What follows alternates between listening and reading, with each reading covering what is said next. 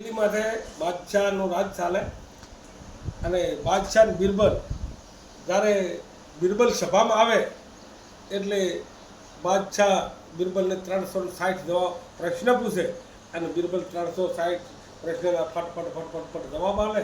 પછી રાજકાજ બધું પછી કામ ચાલુ થાય. આ બધા દરબારો બધા આ રીતે એમ પૂછ્યા કે પહેલાં બાદશાહ કોને આ પ્રશ્ન પૂછે ને પછી જવાબ આપે. કોઈ પંડિતો કોઈને એમ કરતાં ઈર્ખા થવા લાગી એટલે કોઈની વાતો કરી કે આ બધું શું કે આ બંધ કરાવવું જોઈએ. એટલે હવે કે કઈ રીતે બંધ થાય તો કે કોક આપણે રચના કરવી પડે. એટલે નહેરેથી વાત કે વર્ધન સુધી વાત પોકાડી અને બિરબલને કીધું કે બાદશાહને કીધું કે બાપુ તમે આ બિરબલને કાંઈ પ્રશ્ન પૂછો 360 જવાબ આલે છે તો બરાબર છે, પણ કોઈક દાડો એવો પ્રશ્ન આવશે અને એ જવાબ નહીં આલે દાડે તમારા પ્રશ્નનો શું થશે. બાદશાહે વિચાર કર્યો કે બિરબલ જવાબ ના આલે એવું બને જ નહીં. એટલે પણ કે કોઈક દાડો એવું બનશે કે ના એવો કોઈ પ્રશ્ન મને કોઈ લાગતો નથી, કોઈ એવો પ્રશ્ન કોઈ ખરો. એટલે કે હોય તો કંઈ પ્રશ્ન આવે ત્યારે કોઈ એવો પ્રશ્ન આવશે એ દાડે કે બિરબલ જો જવાબ ન આવે એ દાડે તમે બધાથી કહેશો એની સજા કરશે. એટલે કે સારું દરબારે વાલે હોય એને તો પંડિતે આમ તેલ બધાને પૂછ્યું કે એવો કોઈ પ્રશ્ન ખરો, એવો કોઈ પ્રશ્ન. કોઈ એવા પંડિતે વિચાર કરીને કીધું કે એક પ્રશ્ન છે અને કોઈ પ્રશ્ન એટલે પ્રમાણિક પ્રશ્ન હોવો જોઈએ, કોઈ દાવડ ભાવ પ્રશ્ન ના હોવો જોઈએ. એટલે કે હા કે વેદ પુરાણ શાસ્ત્રોમાં એનો સાર છે કે એવો પ્રશ્ન કે હા એવો પ્રશ્ન કે શું એવો પ્રશ્ન છે કે તારે સાગર મંથન કર્યું યાદ આપણા વેદમાં લખેલું ખરું ને કે હા સાગર મંથન કર્યું વેદમાં લખેલું તો કે એમાંથી 14 રત્ન નહેરે એ ખરું. એટલે કે આ એ વાત ખરી છે કે 14 રત્ન નહેરે તો કે 14 રત્ન નહેર્યા એ 13 રત્નને સ્થાન આપવામાં આવ્યું છે કે સાગરમાંથી લક્ષ્મીજી નહેરે એટલે લક્ષ્મીજી વિષ્ણુપતિ કહેવાય, એ વિષ્ણુ બને. કે ઝેર નહેર્યું તો કે શંકરે પીધું, કે આ વસ્તુ નહેરી તો કે આ જગ્યાએ આ નહેરી તો આ જગ્યાએ કે પણ એમાંથી એક રત્ન કે એમાં બુદ્ધિ કહેવાય છે કે એમ કહેવાય કે સાગર વલોદાર હવા છે બુદ્ધિ નહેરેલી. આ બુદ્ધિ કઈ જગ્યાએ આલી કોઈ વેદમ કોઈ શાસ્ત્રમાં વર્ણવવામાં આવી નથી.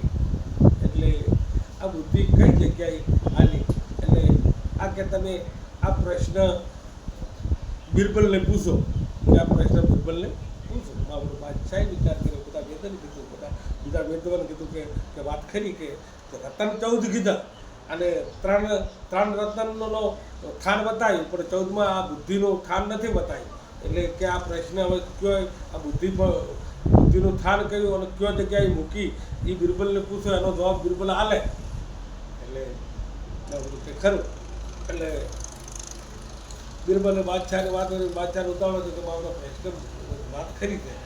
હવારમાં આખો દરબાર ભરીને બેઠો અને બધા આવીને બેસેલા. બિરબલ પણ આવ્યો, બિરબલનો ખ્યાલ હતો. બિરબલ આવીને બેઠો. બાદશાહે કીધું કે બિરબલ આજ મારે 360 પ્રશ્ન નથી પૂછવો, આજ મારે તને એક પ્રશ્ન પૂછવો તો એક પ્રશ્નનો જવાબ આપવો પડશે તારે.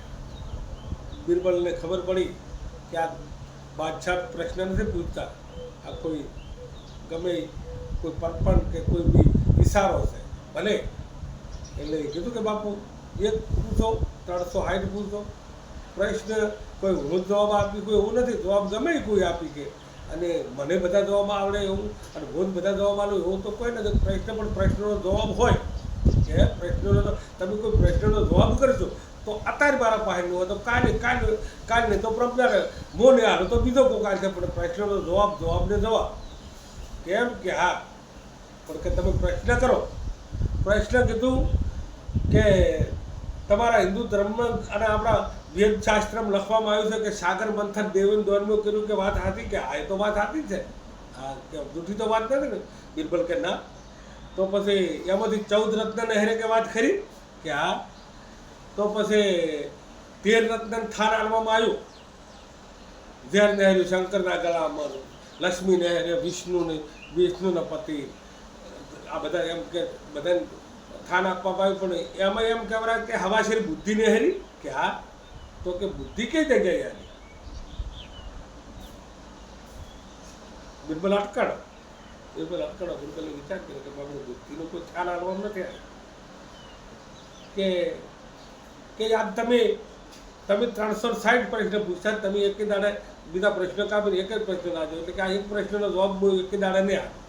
આ પ્રશ્નનો જવાબ હું આજ તમને આવ્યો નહીં, અને પ્રશ્નનો જવાબ હું આવ્યો.